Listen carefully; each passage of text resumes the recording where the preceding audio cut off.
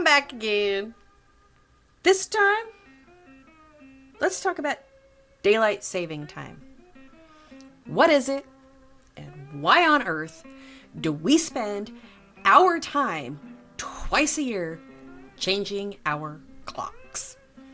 If you're in the Midwestern US, you know the whole spring ahead means that when you go to bed at 9 p.m., it's still very light outside, which is so very wrong.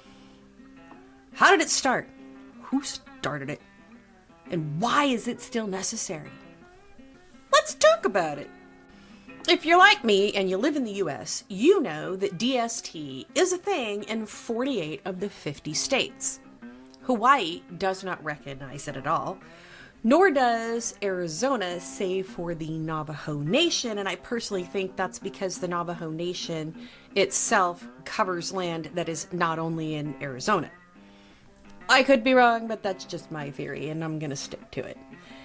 Interesting to notice the fact that DST is not a thing that exists in countries near the equator, as the sunrise and sunset times don't really vary enough to make it worthwhile.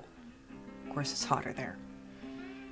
In history, there were several ancient societies that observed seasonal changes in timekeeping so as to make better use of the daylight.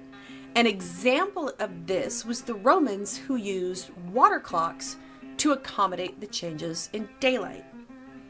These were more changes to the division of time during the day as opposed to changing the whole clock. In North America, prior to the establishment of time zones in 1883, there were more than 144 local times. This didn't really make much of a difference between towns that were closer together, and it wasn't really a big deal as it took days to travel from place to place, horseback, stagecoach, that kind of thing. However, as travel became faster due to railroads, it was possible to travel from one place to another, sometimes arriving at your destination earlier than when you left your own city. It was because of this lack of time standard that train scheduling became difficult to coordinate, which resulted in travelers missing connections. There were train collisions. It was a mess. This led major railroad companies to start to operate a coordinated system of 4 time zones in 1883. Due to this, at least in the US, the government opted to coordinate time zones to be handled by transportation agencies. This led to the federal organization set to be in charge of railroad regulation in 1918, which became the Interstate Commerce Commission, or the ICC. It was here that 5 time zones were officially created: Eastern, Central, Mountain, Pacific, and Alaska, still used today, just as the US was entering World War I. This was not the first time that DST was used, though. July 1st, 1908, residents of Port Arthur, Ontario, which is Thunder Bay today, turned their clocks forward 1 hour, starting the world's first DST period. By 1914, other locations in Canada followed suit.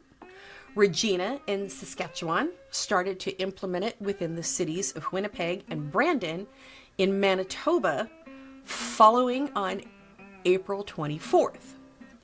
An edition of the Manitoba Free Press wrote on April 3rd, 1916 about DST in Regina, stating that it proved so popular that by law now brings it into effect automatically. It's important to note that it was not the entirety of Canada that recognized DST, just these 3 areas at that time. Did you know it was actually the German and Austro-Hungarian empires that popularized DST on April 30th, 1916? This was 2 years into the First World War, and the rationale was to minimize the use of artificial lighting and to save fuel for the war effort. Shortly thereafter, the UK, France, and other countries followed suit.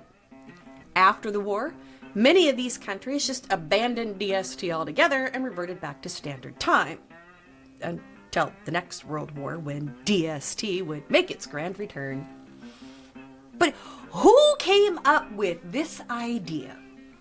There are some that say Benjamin Franklin was the first to come up with the idea of DST. There is a theory that it was adopted so that farmers could have more hours of sunlight to work in the fields. Both are wrong.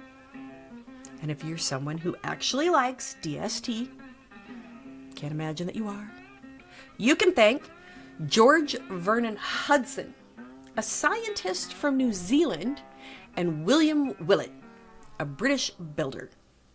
Hudson presented a paper to the Wellington Philosophical Society in 1895, proposing a 2-hour shift forward in October and that same 2-hour shift back in March.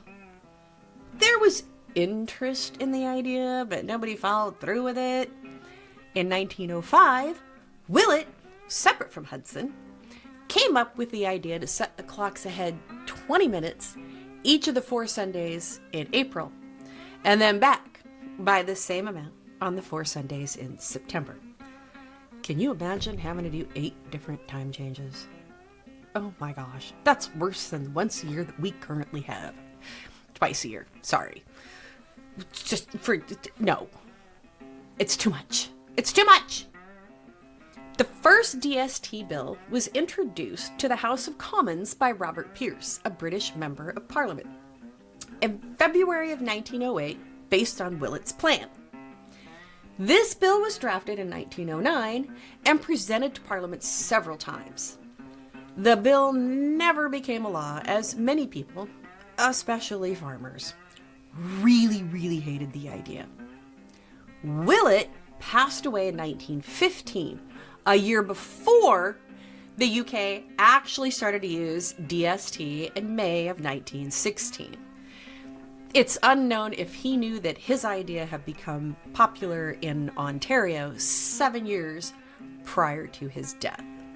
As stated in 1883, time zones were put in place in the US and Canada due to rail travel, though it wasn't really established in the US until the Standard Time Act was passed on March 19, 1918. This also established DST. Adopting DST in the US was contentious at the time and was repealed in 1919. Time zones remained and DST became a local matter. That said, DST was reinstituted early on during World War II and continuously was used from February 9, 1942 to September 30, 1945. Once the war had ended, some states and localities used it, and it would remain this way until the Uniform Time Act of 1966, which provided standards in the dates of the beginning and end of DST in the US. It did allow for local exemptions. This act stated that DST should begin the last Sunday of April and end on the last Sunday of October, with the change starting at 2 a.m. local time. This would remain until the energy crisis years. Congress started to enact earlier dates for DST in 1974, and here it started January 6, 1974. In 1975, it started on February 23rd. In 1976, it reverted back to the last Sunday in April. What a time to be alive. A law was passed in 1986 that shifted the start of DST to the first Sunday in April, starting in 1987. This did not change the end of the last Sunday in October, until 2005 with the introduction of the Energy Policy Act. This changed both the start and end dates. The change started in 2007 when the dates went from the second Sunday in March to the first Sunday in November. There has been a push in recent years to just stay on standard time so that there would be no more switching clocks twice a year. Kind of like I've been spoiled because I live in Arizona and we don't do that. I like it. I don't have to think about it. What do you think about returning back to the standard time and getting rid of DST altogether? Let me know down in the comments. And if you made it this far and you're like me and you used to live where there was DST, leave a little angry emoji down in the comments. And hey, while you're down there, why don't you like the video? And if you're not subscribed, why don't you go ahead and subscribe, because I know you're watching anyway. I mean, I appreciate it. Anyway, give it a like, give it a subscribe, leave a comment, and until next time, I will see you in my next video. Bye. Port Arthur, blah, blah, blah, blah, blah, blah, blah, blah.